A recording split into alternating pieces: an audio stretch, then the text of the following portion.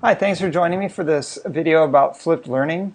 The objectives for this video are going to be to identify the best use of face-to-face time with your students.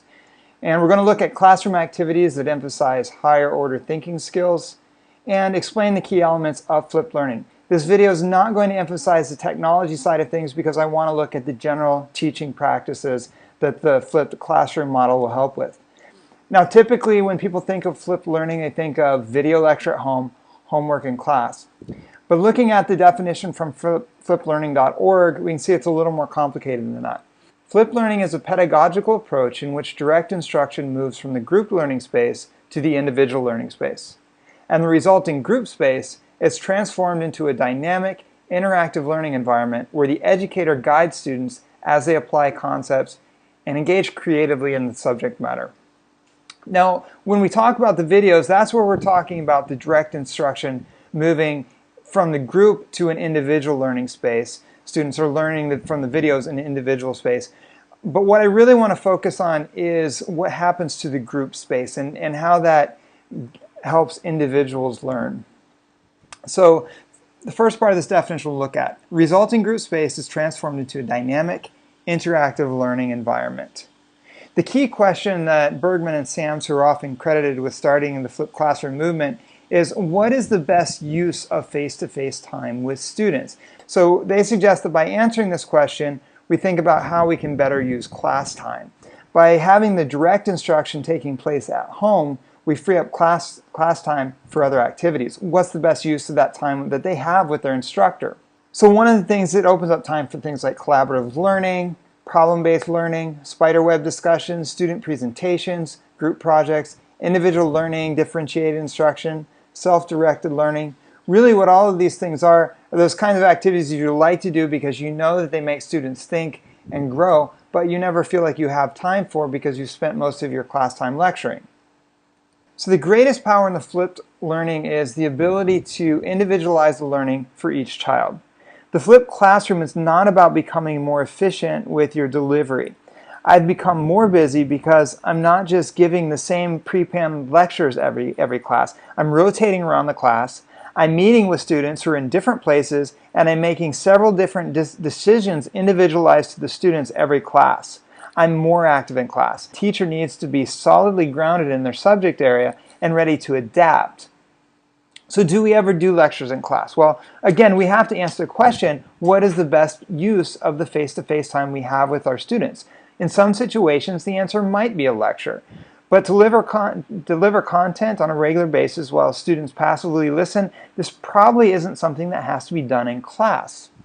Just looking at our mission statement, that phrase, we teach the whole student.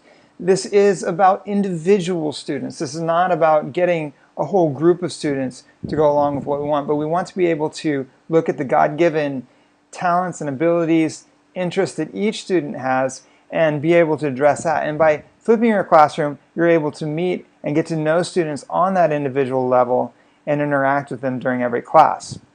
The flipped classroom is also going to help because we're going to know where a student stands before they take a quiz or test. I'm sure you've had those situations where you give a test, you get a few back, and you just had no idea how completely lost a couple of those kids were. And by having this flipped classroom, you'll have a better idea of where they are before the summative assessment. Okay, the next part of the definition that we want to look at is the educator guides students as they apply concepts and engage creatively in the subject matter. What I want to look at for this is Bloom's taxonomy. And usually we see Bloom's taxonomy as a triangle like this where we've got remembering, understanding, applying some of these lower level skills occupying the bottom of the triangle, the more upper level, higher order thinking on top.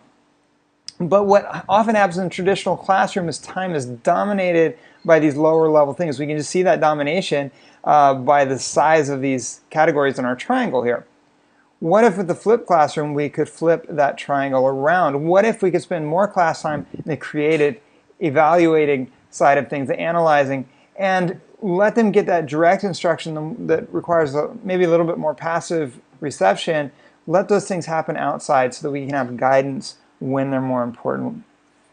The next part of this definition is that direct instruction moves from the group learning space to the individual learning space. So this is about the videos now. Really what it is lectures on demand. It's lectures when the students need them. One of the questions you might ask is, why should you produce your own videos? And one of the reasons is it's your expectations, your standards. They might not meet the same things that another teacher might do. You don't have to filter through the videos and make sure that they're learning exactly what you want them to do, that they're not getting a lot of extra stuff or missing some of the things that you want them to know. Also, students hear your voice. You're building a relationship with your students and they appreciate that. Parents see and they appreciate your involvement. They can hear and when students are watching their videos and they see that you put some time into it. And parents can learn from it too. You can think about those upper level science and math classes that parents just don't remember how to do it. They don't know how to help their kids. Now they do. Really though, it's about relationships. By making your own video, you're finding another way to connect with students. You're showing that you're putting the time in to contribute to their education. Some of the concerns that come up with this, for one, you need to teach students how to watch the videos. Don't assume that they know how.